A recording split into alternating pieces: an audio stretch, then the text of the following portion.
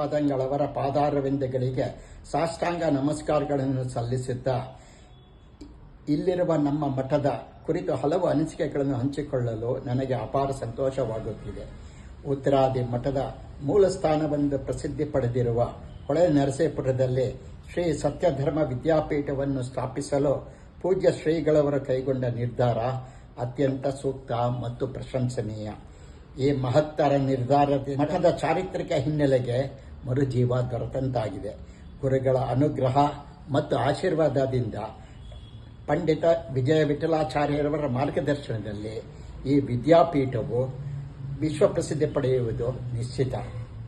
ಹೊಳೆ ನರಸೀಪುರದ ಉತ್ತರಾದಿ ಮಠ ಎಂದೊಡನೆ ನಮಗೆ ನೆನಪಾಗುವುದು ನಮ್ಮ ತಾಯಿ.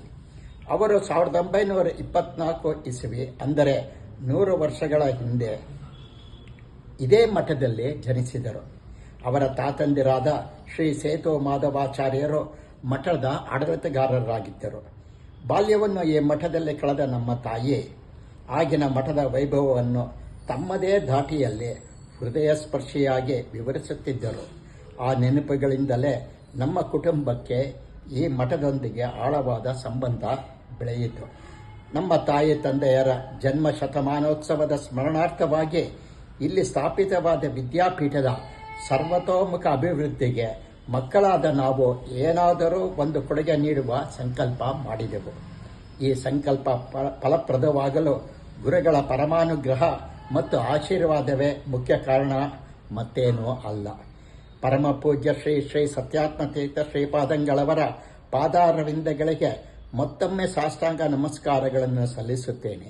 ಅವರ ದಿವ್ಯ ಅನುಗ್ರಹ ಮತ್ತು ಆಶೀರ್ವಾದವೇ ನಮ್ಮ ಮಠದ ಶ್ರೇಯಸ್ಸಿಗೆ, ವಿದ್ಯಾಪೀಠದ ವಿಕಾಸಕ್ಕೆ ಮತ್ತು ಸಮಾಜದ ಆಧ್ಯಾತ್ಮಿಕ ಬೆಳವಣಿಗೆಗೆ ಮೂಲ ಕಾರಣವಾಗಿದೆ.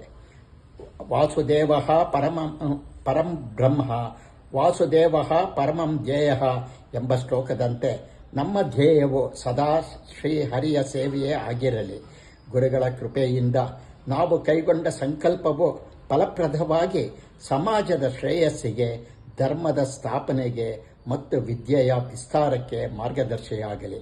ಪೂಜ್ಯ ಗುರುಗಳ ಪಾದಾರವಿಂದಗಳಿಗೆ ಶರಣಾಗಿ ನಾವೆಲ್ಲರೂ ಭಕ್ತಿ, ಜ್ಞಾನ ಮತ್ತು ಸೇವೆಯ ಮಾರ್ಗದಲ್ಲಿ ನಿರಂತರವಾಗಿ ಸಾಗೋಣ ಎಂಬುದೇ ನನ್ನ ಹಾರೈಕೆ.